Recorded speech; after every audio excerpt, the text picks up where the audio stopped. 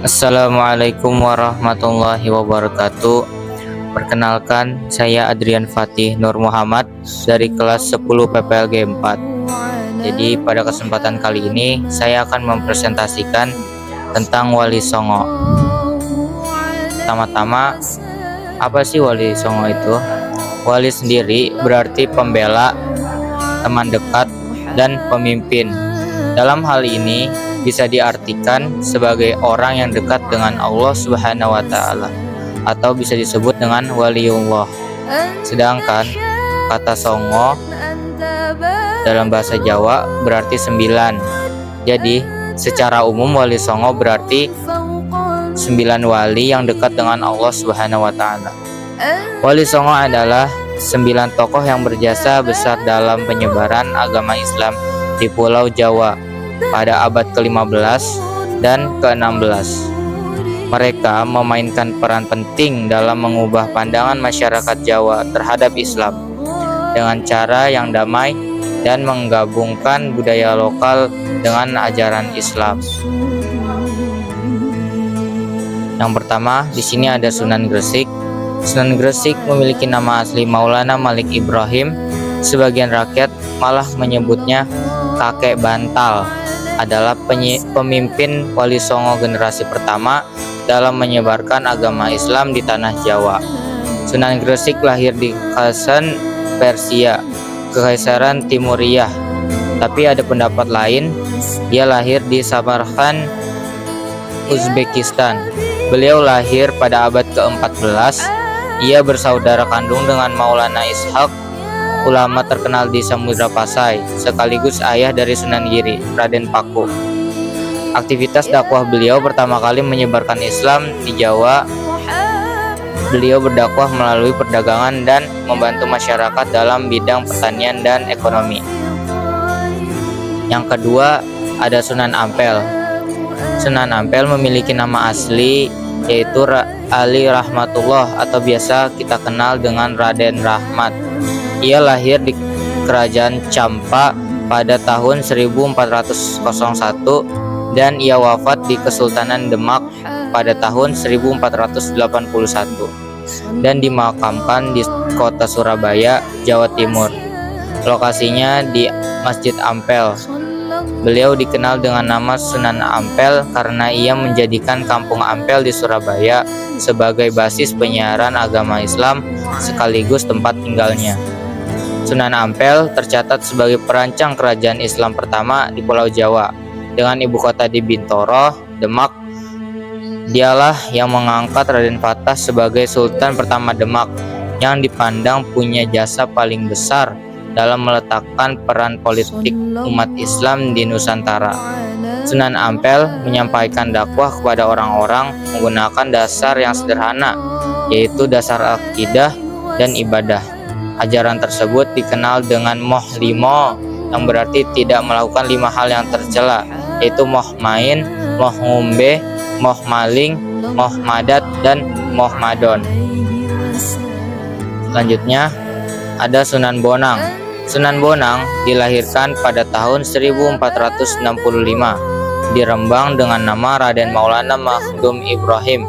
Beliau adalah putra Sunan Ampel dan Nyai Ageng Manila.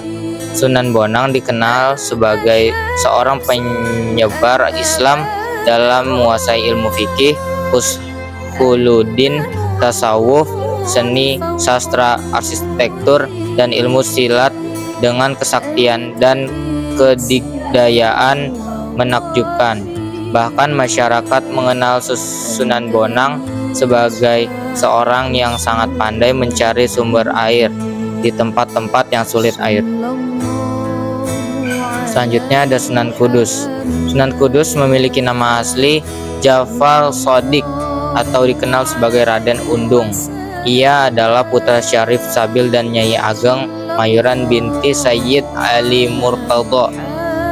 Beliau lahir pada 9 September 1500 Masehi dan beliau wafat pada saat menjadi imam sholat subuh di Masjid Menara Kudus dalam posisi sujud. Kemudian dimakamkan di lingkungan menara Masjid Menara Kudus pada tanggal 5 Mei 1550 Masehi. Sebutan Sunan Kudus tercipta karena beliau memilih Kudus sebagai tempat berdakwah terlamanya sehingga bertahun-tahun. Ia terkenal sebagai sunan yang mampu menyebarkan agama Islam melalui pendekatan kebudayaan tanpa melakukan kekerasan.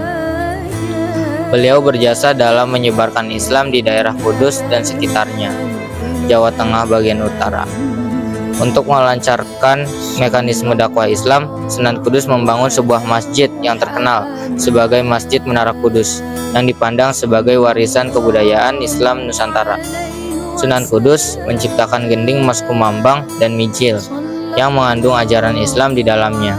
Dengan karya Sunan Kudus ini, masyarakat diharapkan dapat mempelajari ajaran Islam dengan mudah. Selanjutnya ada Sunan Giri. Sunan Giri lahir di Blambangan tahun 1442 Masehi dan meninggal tahun 1506 Masehi. Dimakamkan di Desa Giri, Kebomas, Gresik. Sunan Giri memiliki beberapa nama lain, yakni Raden Paku, Prabu Satmata, Sang Hyang Girinata, Sultan Abdul Fakih, Raden Ainul Yakin, dan Jaka Samudra. Sunan Giri adalah anggota Wali Songo dan pendiri Kerajaan Giri Kedaton yang berkedudukan di daerah Kabupaten Gresik. Nama Giri sendiri yang digunakan oleh Sunan Giri dalam menamakan tempat tinggalnya di Gresik itu diambil dari nama tempat ibu kota Kerajaan Blambangan saat itu. Kota Giri saat ini menjadi sebuah kecamatan di Banyuwangi, Jawa Timur. Sunan Giri melakukan dakwah dengan melalui bidang pendidikan. Selain itu, beliau juga berdakwah menggunakan karya seni khusus yang beliau ciptakan. Contohnya yakni permainan anak-anak dan tembang. Beberapa permainan yang dibuat oleh Sunan Giri yaitu gendi gerit, jelungan, jamuran, dan lain sebagainya. Selanjutnya, Sunan Muria. Sunan Muria memiliki nama lahir adalah Umar Said. Ia adalah putra Sunan Kalijaga dan Dewi Saroh binti Maulana Ishak. Nama Sunan Muria sendiri diperkirakan berasal dari nama gunung, yaitu Gunung Muria, yang terletak di sebelah utara kota Kudus, Jawa Tengah. Tempat Sunan Muria dimakamkan. Sunan Muria wafat pada tahun 1560 Masehi. Sunan Muria menjalankan dakwah melalui pendekatan budaya.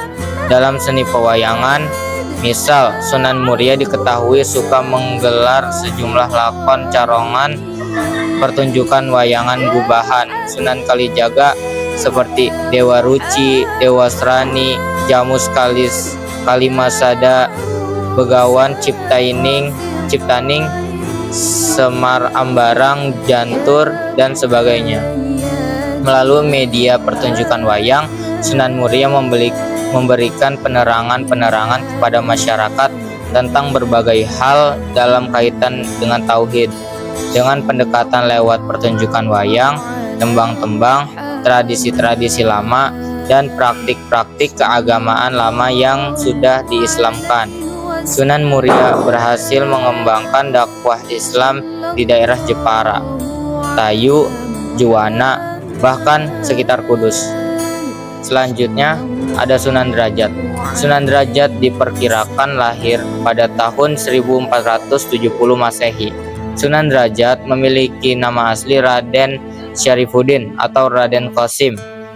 Adalah anak dari Sunan Ampel yang juga dikenal sebagai Ali Rahmatullah atau Raden Rahmat. Ibu Sunan Derajat bernama Dewi Condrowati alias Nyai Ageng Manila. Sunan Derajat merupakan adik dari Sunan Bonang yang juga merupakan salah satu wali yang menyebarkan agama Islam di Pulau Jawa.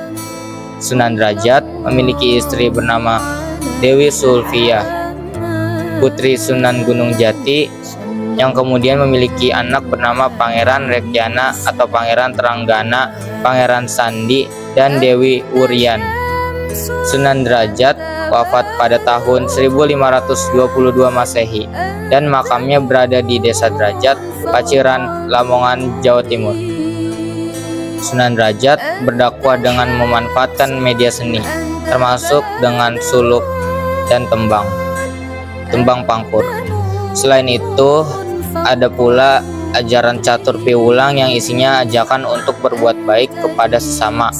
Isi Sunan Derajat yang dikenal dengan nama catur piwulang yaitu paring teken marang kang kaluyon lan wuto, berikan tongkat kepada orang yang berjalan di jalan yang licin dan orang buta, paring pangan marang kang kaliren, berikan makan kepada orang yang kelaparan, paring sandang marang kang kawudan, berikan pakaian kepada orang yang telanjang, paring payung marang kaum kudanan, berikan payung kepada orang yang kehujanan. Dalam berdakwah, Sunan Derajat sangat memperhatikan nasib para fakir miskin, yaitu yatim piatu dan orang-orang terlantar.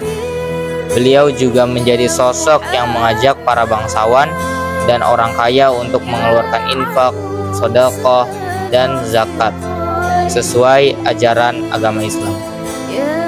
Selanjutnya ada Sunan Kalijaga.